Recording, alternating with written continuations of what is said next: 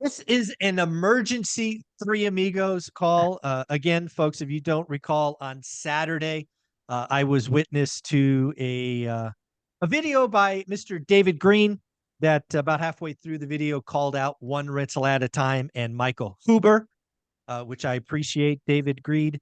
Um, and it really talked about a couple of things. And if you don't know already, I did a live stream yesterday where I admitted I was really pissed off.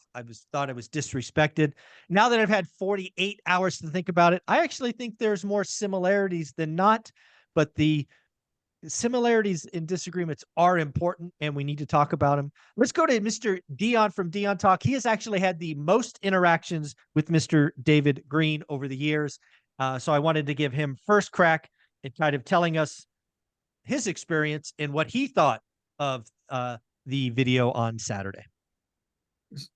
So, I've interacted with David a lot, and I've said on many videos I'm a David Green fan, right? So I appreciate that all three of you, the four Avengers, have reached out to me and said, hey, we're going to be transparent and blunt about this. Is that going to impact you? And no, it's not in any way whatsoever. Be completely transparent and blunt. I don't work for Bigger Pockets. I actually have a list from that video and from interacting with David Green.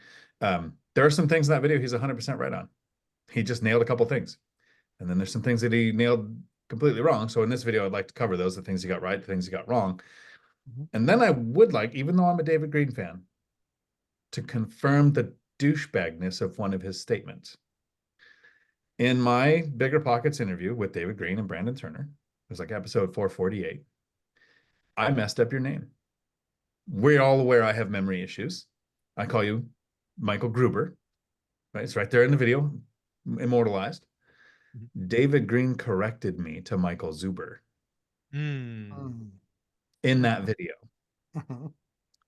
So yes, I think it was a personal, let me devalue this person by then saying only 1% of people can reproduce his thing, which goes in the list of things he didn't get right. Yeah.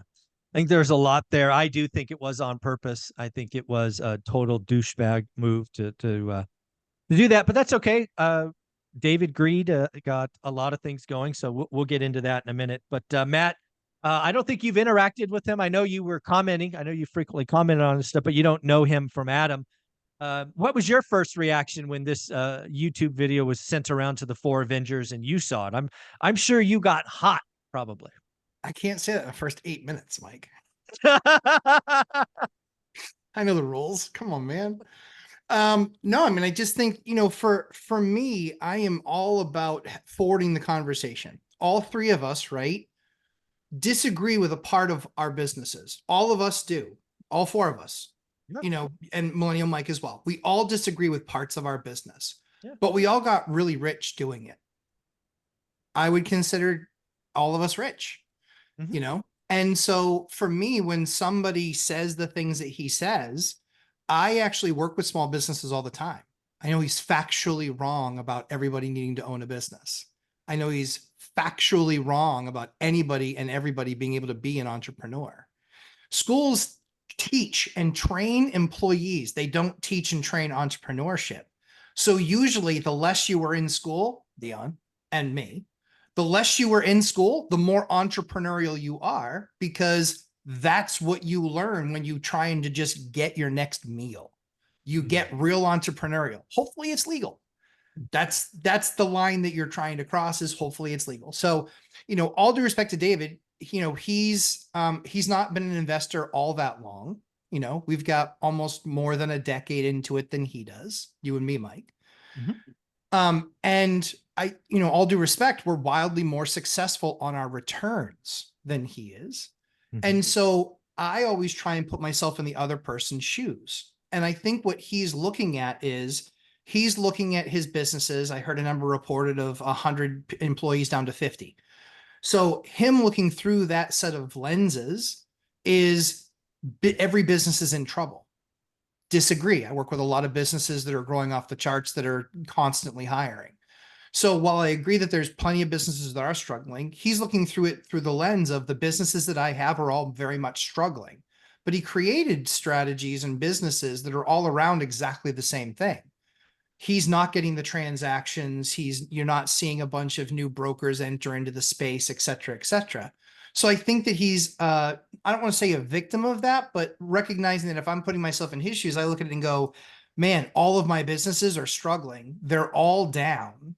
My rentals aren't performing as well. Then this is going to be my viewpoint, because you can only have the viewpoint based on your experience. I just have different experience. My revenues are up 14% this year. They're going to finish the year up over 21%. And I think any small company would take a 21% increase in their net cash flow. So, I just try and take it where it was. I did try to let him off the hook with a couple of the comments that I posted, just saying, I disagree and I think you're wrong and here's why. And he answered one, and then the next one, he just deleted my response. And it wasn't filled with any fire or hate or vigor, because I don't really care. What it really is much more about to me is the people that are impressionable that watch his show that think he figured it out. Yeah. He hasn't. He hasn't. There's more gaping holes there in what he thinks he's figured out. And that comes from longevity in any business. 26 years in corporate America, on top of that, having a 24-year-old portfolio. Those are pretty mature things. And I don't expect any 24-year-old thing of anything to act like a 12-year-old thing of anything. And that's just where it comes in. I think that he can only speak to what has been revealed and is revelation to him. Yeah, so I want to talk about a couple of things, because again, I went from being hot and pissed off to kind of peeling back the onion. So the first thing I want to talk about, and I have a long list, is the answer for employees. Because the three of us, took we're going to be employees, live below our means, build something slow. Dion's case, I think it took 9 years. It took 15 or 16 for me. Matt, maybe it took 14 for you. It's not. And a lot of David Green's kind of talk track was, hey, if you hate your job, go become an entrepreneur. Go become a 1099 for an entrepreneur. Go build a business. And again, I'm willing to admit, because he was able to tap into the Bigger Pockets name, because he is friends with Brandon Turner, who has this aura around him for years. He was able to use that relationships and that platform to build various real estate businesses, and it worked for him. So I think Dion always tells me it's hard to it's always hard to remember what it was like to not know. And I think David Green is biased towards entrepreneurship's the route. I go back to Ed Milet, who says only 9% of us are naturally born entrepreneurs. Correct. And if, let's go 1 in 10, just for simpler math. I think it's disingenuous, if the 1 in 10 is the right ratio, to say entrepreneurship's the right route. I believe, and the three of us, and then we throw Mike on top of that, the four of us, and probably 20 people that I interview a week on my channel are like, you know what? Go get a job, be good at your job, use the job as the tool, do it for a decade, and you're going to get rich. Nowhere has any of us ever said, go buy 2 duplexes, get some cash flow, and quit. He said that repeatedly in his video. What idiot gets 2 duplexes and quits his job? That is stupid. Go ahead, Dion. Well, this is one of the things that I think he got right.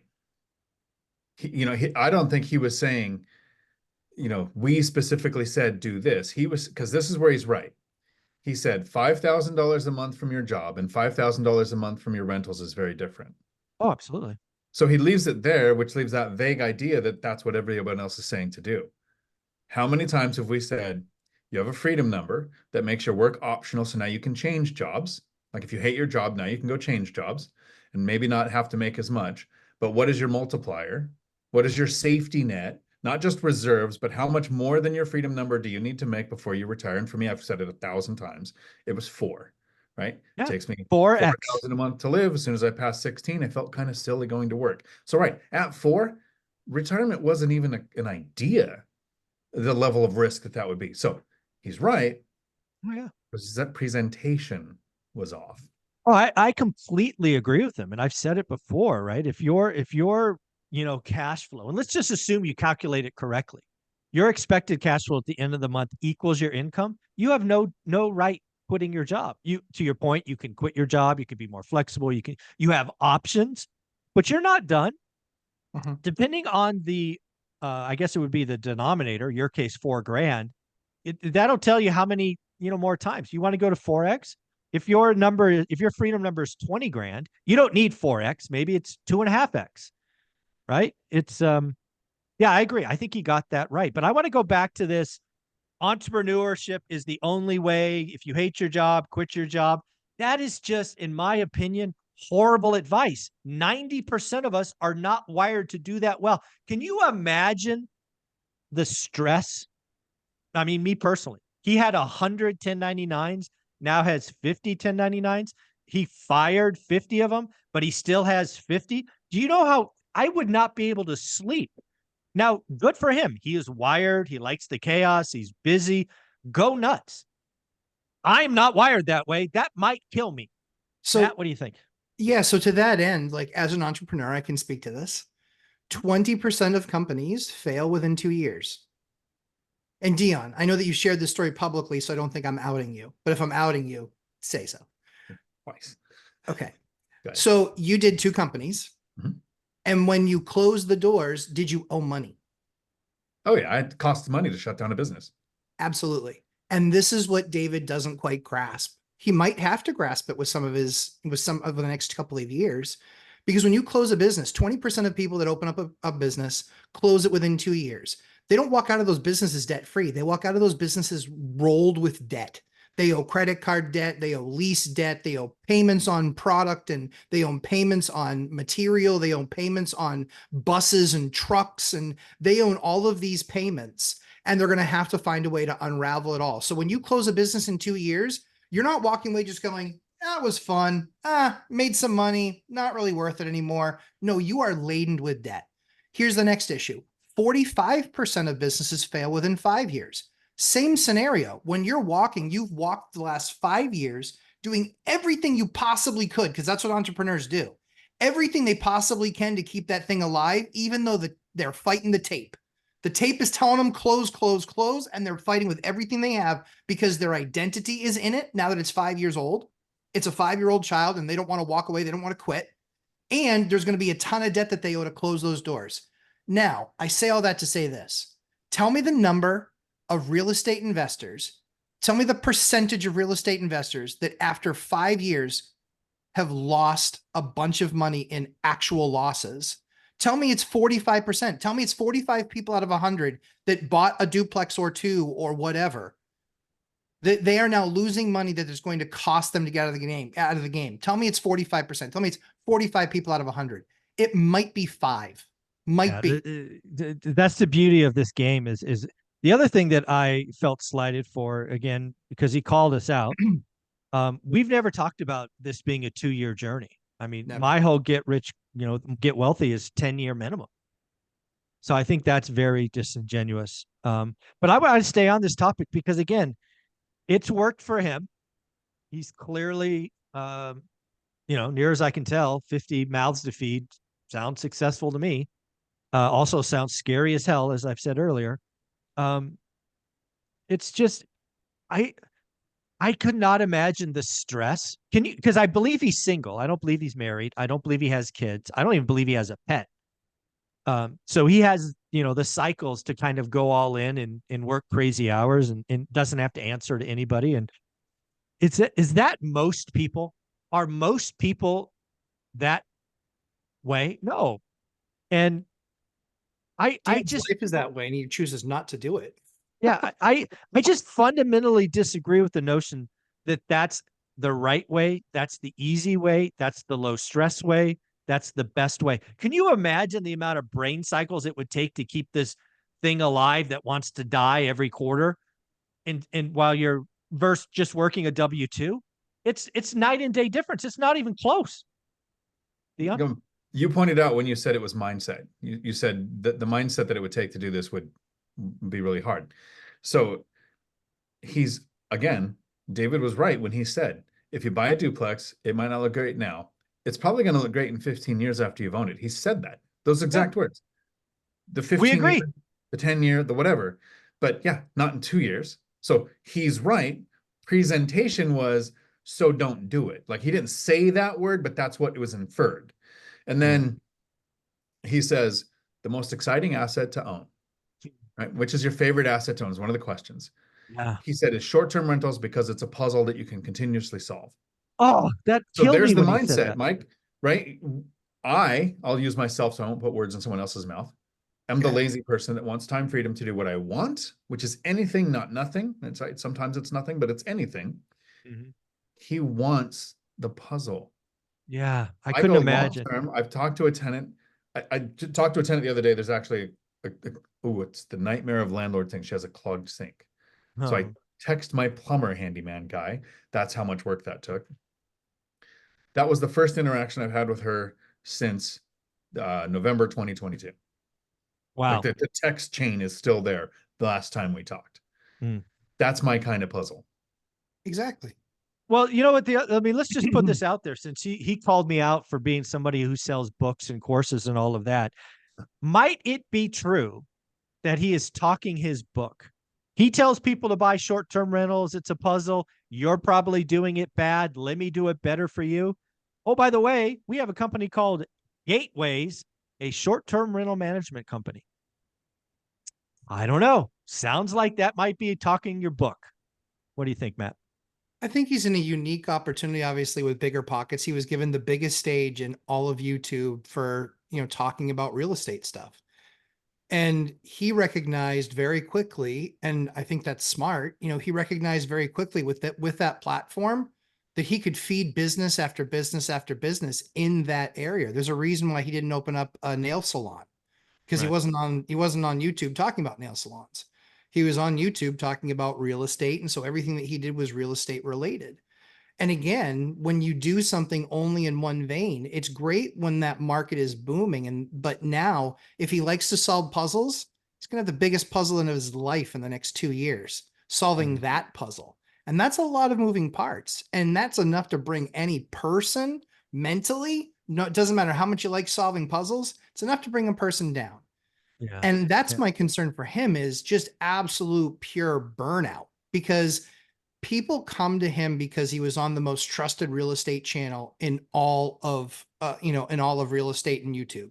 So people came to him with every problem. He's not solved every problem, not even for himself, but he would still proffer answers.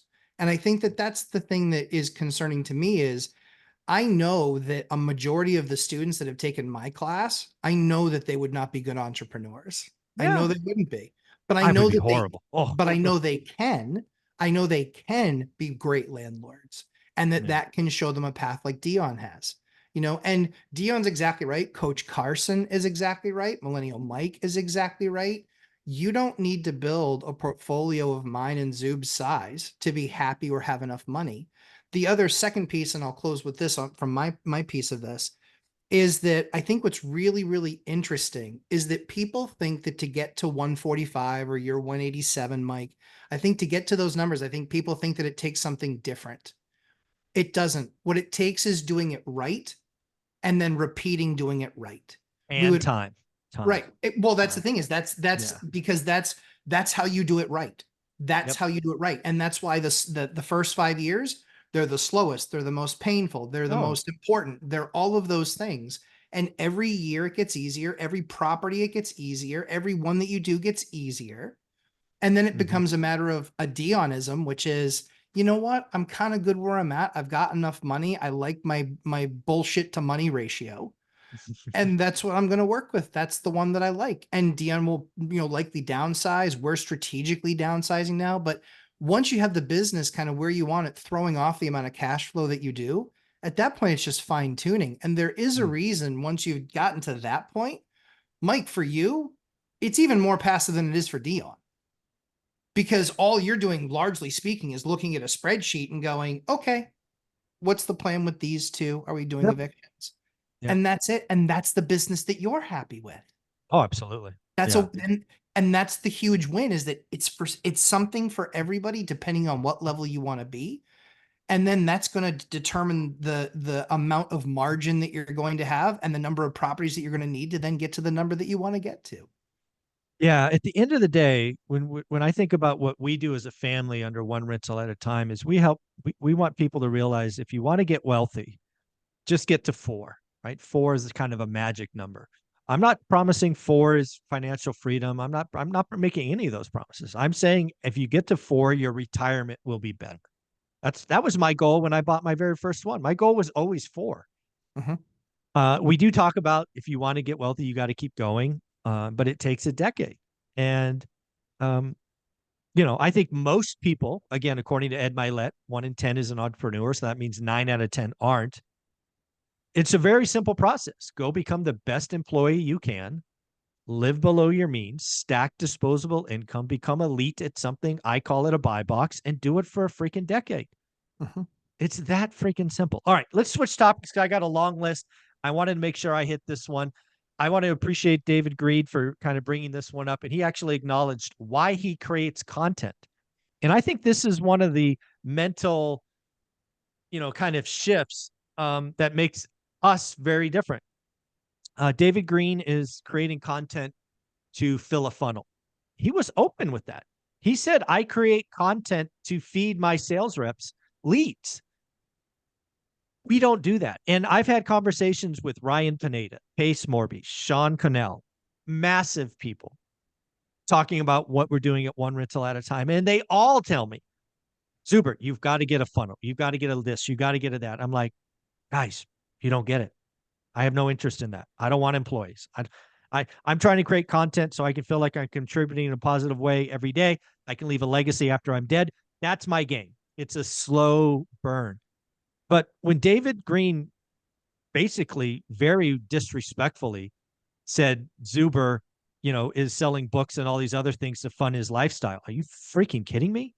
I make $2,500 a month on YouTube and I spend $2,000 for a guy to create thumbnails. I sell 20 books. And oh, by the way, I give all this stuff away every week. I document my stuff every week on something I call goals. You think I have a couple of homes and take 3 or 4 baller vacations a year because of freaking 7 book sales? Are you freaking kidding me? You disrespectful idiot. We are different. I am trying to change, motivate, encourage people. You are trying to sell people shit. You talked about in your 30 fucking minute video about a brokerage, a finance firm, gateways, universities, masterminds, Spartan leagues, retreats, accelerator courses, referrals, pillars to wealth. You're trying to sell people stuff. I am trying to help people. We are fundamentally different. That's That's only my 10 rant. things. I think you missed something. Oh So- my God. Drives me crazy. So here's why Matt got blocked on Green's channel.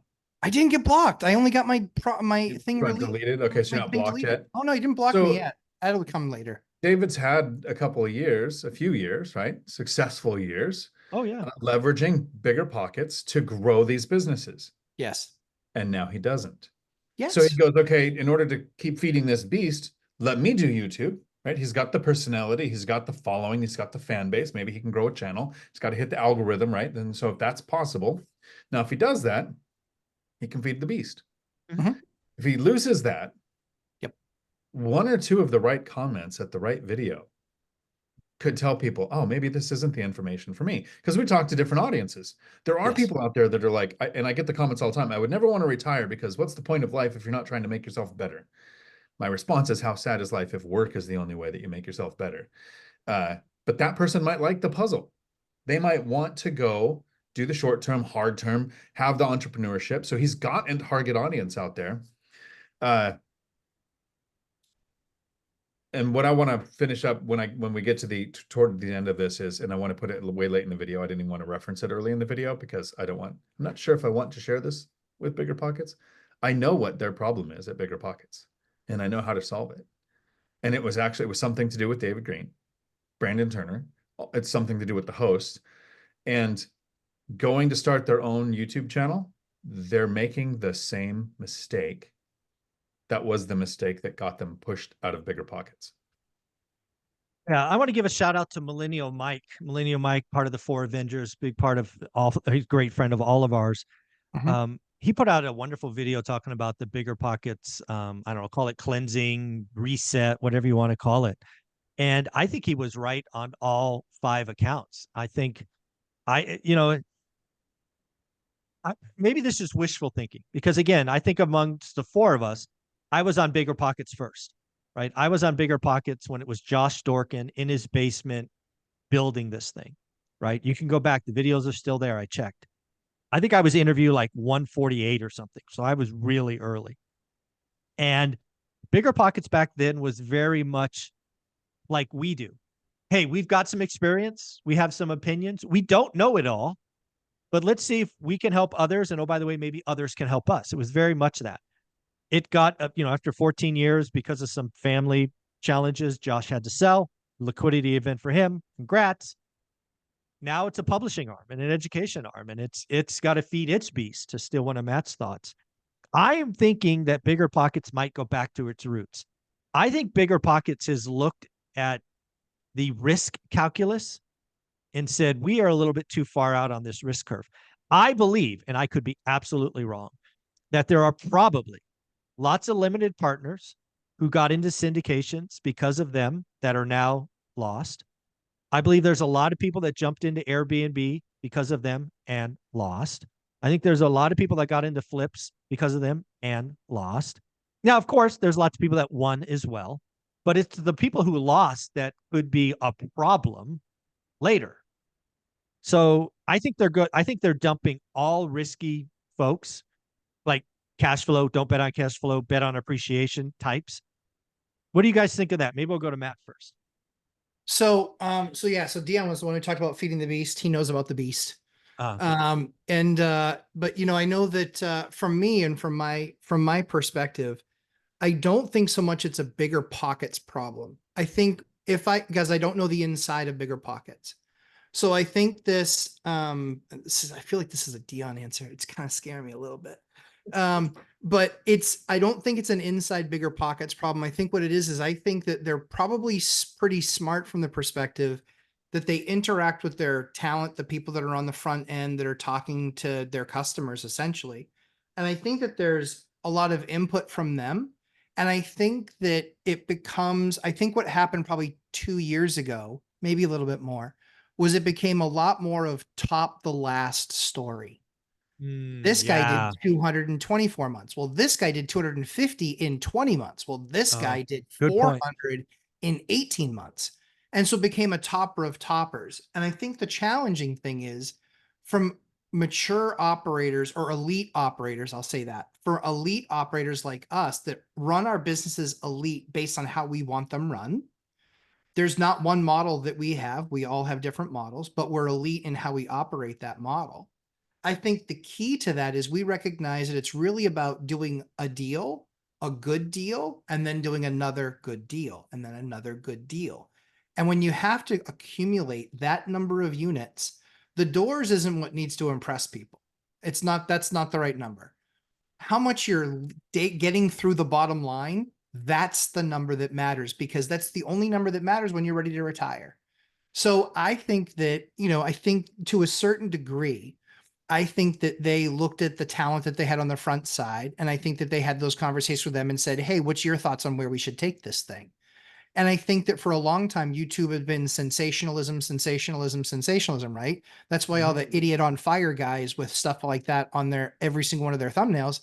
That's why people are just like, oh, tragedy, click, and the funny thing about it is that when tragedy is where you're living, and when there's a down economy and people have lost their jobs, you know what they need to hear? Something to boost them up, but they need to hear a practical plan, step by step. And the fact of the matter is that somebody like Zoob isn't going to sell or finance to a deal to somebody that's brand new and never done this before because he doesn't want the headache. No. And I did it to somebody and they were literally like, hey, we need you to fix this problem. I go, bro, for all intents and purposes, I'm Bank of America. Bank of America doesn't fix shit. Yeah. I was like, that's a you problem. Yeah. I was like, not a me problem. And so it was kind of funny from that perspective. But I think that, again, Bigger Pockets clearly has drawn a line in the sand of what they believe their brand should be. And I think that they're taking it a different direction. And so I'm excited to see where that different direction is going to go.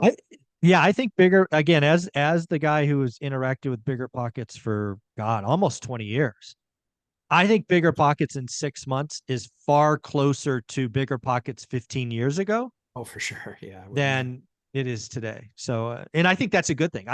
I think we need to talk about slow and steady. It's hard, you know, one at a time is okay. And I think if Bigger Pockets went back to that and got away from the, hey, he's 24 and has 202 units, all seller finance.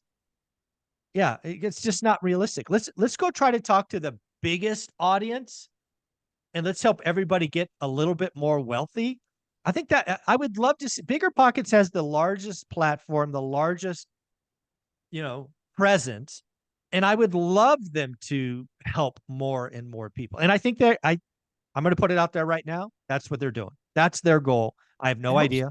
I don't talk to them. They ignore me. I've reached out a dozen times, and I think Mike Zuber's on the new do not talk to list. That's okay. It happens. But I hope they they turn that battleship and they do something else in 6 months. Dion? Well, hopefully that changes with Dave Myers as the host. He might not have the anti-Zuber sentiment. And so whenever Bigger Pockets comes up, right? So I've been on the shows, I've guest co-hosted, I'm a teaching assistant for their real estate rookie podcast.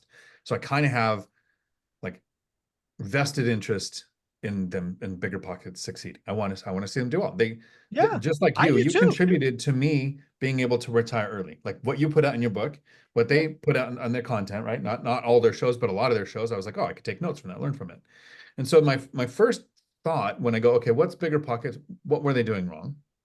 They got the first step, which was too complicated, is they have the Grant Cardone syndrome, right? Once he got big, he said, if you're looking at a real estate deal and it doesn't have 16 doors, don't talk to me. That's now 32 doors, right? So you mentioned it earlier. It's really hard to remember what it's like not to know something. So what I like about the one rental at a time theory is get to 4. It's attainable. At 4, you can now decide, is this for me or is this not, right? It's not get to 100 plus and then you'll know if you like it or not. But here's what Bigger Pockets got wrong, right? And so I'm calling out a company that I like on what they got wrong. The host, and this is the sentence, if they can understand this sentence, this would make them better in the future. Because why were people watching Bigger Pockets? Here's what they did wrong. The hosts became somebody the viewer doesn't want to be. When you first turn on Bigger Pockets, there's the Michael Zuber face I always hope to see in my videos when I'm talking. When you first open up Bigger Pockets, you go, look, and you don't like the guy. You've publicly said, I don't like Brandon Turner. As a viewer, first interaction with them, not having worked there, not having interacted with them, I'm like, you're from Aberdeen. That's Podunk, Washington. You got to 24 and got to move to Hawaii to house hack a triplex. How the F do I do this? I'm going to every freaking up. I don't care who the guest is. I get to listen to Brandon do that. Oh, wait, syndications, 50 plus mobile parks attached to city. None of this matters to me. Okay. Now I'm going to start watching the guests. Now you got David Green. You're a cop. You're house hacking in the Bay Area. You're acquiring rentals that now let you do other things like, oh, I could try to open the lender and it can be a broker. And oh, now you're doing all these things I don't want. What they need is a host who can do whatever things they want with their life, but who presents the information that the viewer wants to be. If you can go, if you buy rentals over a decade or 15 years, you can buy this house on a mountain, overlook Vegas, have a house in the Bay Area, have a house on the East Coast, take these 15 plus day cruise things, go see all these countries, talk to a camera every day to share with people how you did it. Everyone's going, how do I do Zuber? How am I the next Zuber? You didn't go, here's all these other things that you have to do this.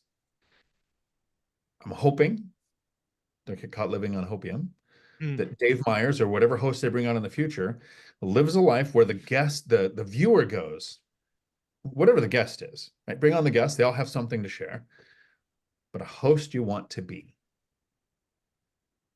I would, I hope they go that way. I don't know David Myers at all. I don't think I've ever communicated with him. He's a nice guy, like data driven. I've had a few interactions with him, just like via social media and stuff like that. I've actually enjoyed him, because it's a lot of it's data driven, and I'm a data guy. So I love numbers. And so Yeah. when we're talking about those things, yeah. So far, I've liked that part of them for sure. Yeah. I think Dion's onto something. And again, Bigger Pockets is a company, it's a corporation. It's a media house. I think they've looked in the mirror and realized that they were going down a dangerous path. They've made some hard pivots. They've pushed some pretty big names away. I mean, I know some people that were in their roster that are no longer in their roster because they thought what they were doing kind of didn't fit their future. So yeah, my hope to your point, Dion, yeah, that face that you always get me on, it's amazing how consistent you are. I think you're right. So share that sentence one more time. The hosts became somebody the viewers don't want to be. Yeah, and they made to me what that was, and this is something I struggle with. Well, I don't would say I struggle with. I'm conscious of. I don't struggle. I'm conscious of. I always want to be the guy talking about four. That is what changed my life. I spend a lot of time not flexing, not doing this, not doing that because it's not what I want to be. I want to be the guy that gets people to 4 or 10, not 100 plus. And I think if Bigger Pockets found that creator, I think because that is how you change the middle class.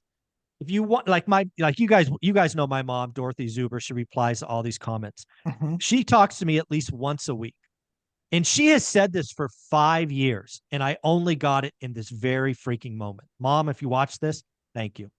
She has told me for 5 years, we are changing the middle class. And I've always poo-pooed that. I'm like, Mom, you don't get it. You know, we're not doing that. But Bigger freaking Pockets has the platform, the Heck yeah, voice, the of name course. recognition to change the middle class forever. They can do that if they choose to, and I hope they go that route. Dion, let's wrap this up. Closing thoughts, whatever you'd like to say. Mom, thank you. I appreciate every one of the comments from everybody who watches the videos, but I'm always excited when I see your mom's comments. I It's think kind they're of great. it is a really awesome feeling to be 50. How old am I now? 52 or 53, and have your mom comment on your videos. Dorothy, thank you. Mom, nice job. That's awesome. And I'll wrap up with I wish Bigger Pockets the best in the future. I wish David Green the best in the future, and I hope they find their audiences, right? Because David's audience isn't our audience. There's Oh, clear separation there. clear I separation. hope that David can do it without saying negative things about your competition, right? If he wants to say negative things, I fully encourage him to go out there and attack the Crash Bros, right? Yeah, There's please. there's so much negativity there that it made me realize that there's an acronym that has made my life amazing. And it's what I'm going to be covering in my live stream tomorrow at 4 p.m. Pacific, Tuesdays at 4 p.m. Pacific. It's API, and how just the acronym API, which I'll explain, has given me an amazing life when I could have gone a different route. That's amazing. Tune in to Dion's live stream tomorrow to learn what API is. I don't even have a freaking guess, and I'm thinking right now. Matt, what closing thoughts? What say you? Yeah, I mean, I think at the end of the day, I think, it's different people are going to get. I think this is why I really encourage people to watch all of you guys. You saw it in the live yesterday, Mike. It's like I'd say, hey, this is where he's really strong, and this is where Dion's strong, and this is where Mike is strong. I don't think anybody should be getting all of their information from one person ever. And Oh, I know that because I've been on enough other channels where people are only drinking through that straw and they wonder why they're struggling in 3 or 4 areas. And it's because that host hasn't figured that piece out yet. mhm. And so, yeah, I mean, I think at the end of the day, I never delete anybody's comment, even when it's rude and disgusting and horrible. I never delete them. And so when I got deleted yesterday for basically just disagreeing, I was a little bit surprised because I think you're not going to be able, when you're on your own, you're not going to be able to be so thin skinned that when somebody disagrees with you or does it a different way, that you can't just delete their comment. Because at the end of the day, I don't think he even looked up if I had a channel. Hmm. That'd be my guess. And his immediate approach was, well, based on your unit count, those are all commercial. Mhm. Okay, well, you're wrong. Mhm. But I think when you make those assumptions, I think that that's one of the things that I've learned in doing this is that you can't assume, you have to ask. And it's question, question, question, question. But Yeah. I do that because I'm a professional salesperson and have been for 26 years. So we just ask, right, Mike? We Yep, just ask. Dion, too. absolutely. We just ask. We're just Just like, ask. okay, what does that mean? So yeah. So I mean, while it was an unfortunate event, I hope that it creates a dialogue with everybody, because I think that there's things that can be learned from David. I just don't think it's buy and hold real estate to retire from your W-2. Yeah, it's really funny. Again, I was hot and bothered on Saturday. I'm so glad we're recording this on Monday. I actually do think there's a lot more similarities. You know, what would be really crazy, Hmm. and I'm not even sure I would say yes to this, given how disrespectful he was. A David Green and Zuber show, because again, we see the world very different, but I think we want the same results for people. I think that might be a wild kind of, almost red and blue kind of show. Um, that would be wild, probably. Again, I don't know that I would do that given how disrespectful he was. But again, I do want to wish Bigger Pockets well. I do think Bigger Pockets has the ability to change the middle class in a positive direction. And what do I mean by that? I mean, grow the middle class. I think Bigger Pockets has the ability to grow the middle class. And there are very few platforms out there that have that ability. So I wish Bigger Pockets the best of luck, karma, whatever you want to call it. I think they're heading in the right direction. I want to wish David Green well. I have no ill will towards anyone. I think there's like two people I hate in this world. One is the governor of California, and the other has the initials BT. Freaking hate those people. But that's my deal. That's my issue. Everybody else, man, go have fun. Go nuts. I wish you all the best. Guys, you're amazing. Thank you for being my friend. Thank you for helping me on Saturday, helping me on Sunday, and helping me on Monday. You're amazing. See you, Mike. Ciao.